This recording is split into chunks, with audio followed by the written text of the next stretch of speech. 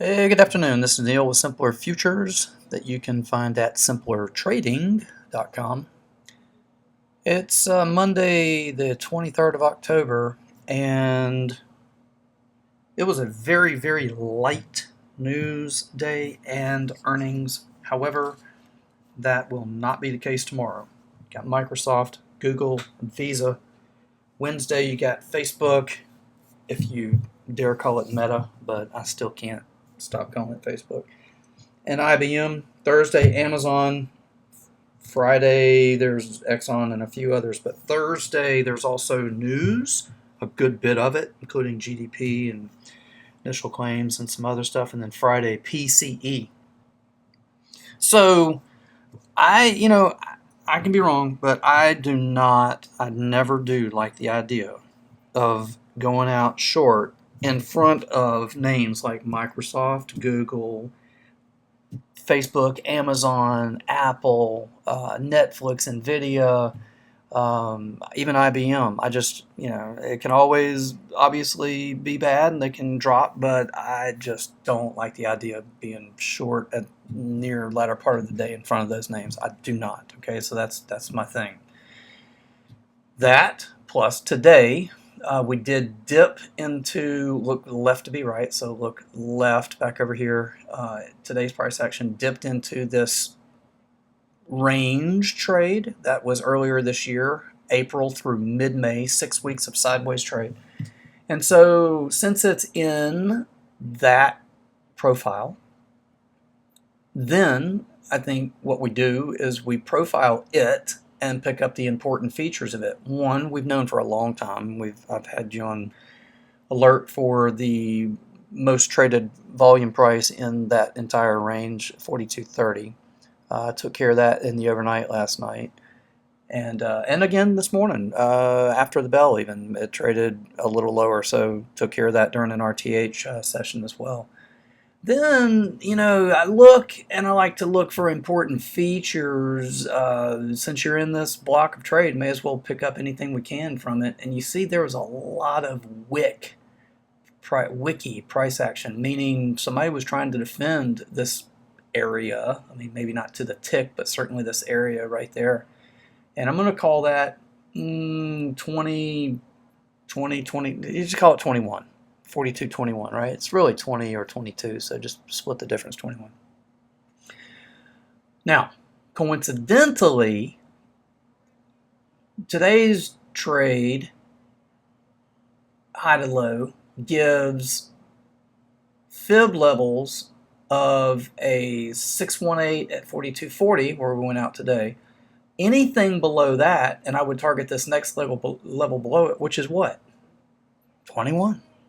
So here's what I'm getting at with this. Anything trades below 40, typically you're going to go to that next level, which is in this case 21. I'm going to give tonight and tomorrow, 21 as the support, and with that, the idea that I like it higher.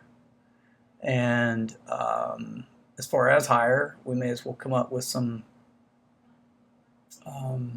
targets. The idea would be that it trades above today's high.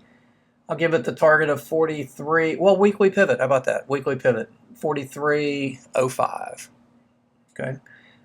Now, if I'm wrong and it happens to go lower, then, it is what it is, and so be it. And you'll target 4,200, probably a couple of ticks below it, but whatever. 4,200 and 41.87 would be the bear targets. 4,200 and 41.87. That's what I'd be looking for on that short side down there. I like the bounce. I like the hold. I like it because of the names tomorrow afternoon, the earnings, and then Wednesday. If tomorrow is half decent, then you won't want to be short again Wednesday either because of Facebook and IBM, and then Thursday's Amazon. So, and then on the 2nd, like whatever that is, 8 or 9 days from now, you got Apple, and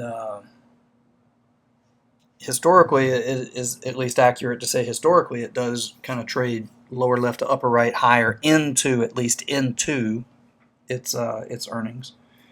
So it can go either way, but that's kind of what I like there anyway. And let's see. The folks at the office that helped me by doing the rendering and publishing of the videos are out this week, so we're kind of merging the free and premium videos into one for this week. So this will be basically the video for tonight. And in light of that, let me just look and see if there's anything else I need to maybe gloss over real quick.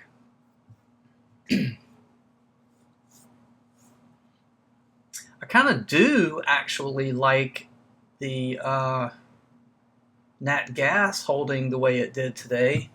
Long trigger for it tomorrow would be any trade above today's high. I do kind of like the way that it traded there today.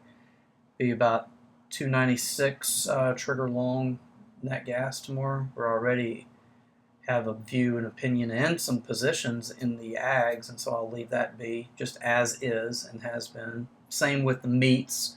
Those are still short. Live and feeder cattle are getting freaking just absolutely, slaughtered. Oh, I couldn't help it. Let's see what else. And let me check copper here. Yeah, this is a heads up kind of a deal here too. Look at copper there. Like that for a long tomorrow too. And not even if you don't trade copper, it doesn't matter. You can use a proxy. Go trade FCX or something if you like, copper. You go buy FCX. Or you don't even trade this. You just use it as an indicator. It's one of the pieces of the puzzle. And I call it Dr. Copper, right? When this thing's bid, we like the market. This thing looks good for follow through to the upside tomorrow.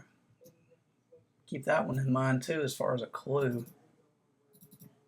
And that's what I got. So let me wish you good trading. Nice evening. Come hang out with us in the trade room if you so wish, desire, and would like to do that. Love to have you. I'll leave you with those well wishes. Take care. Without simpler trading, I could not have financial independence. This is one of the best investments I ever made in my life. It's helping me find consistency. It's one of the things that won me.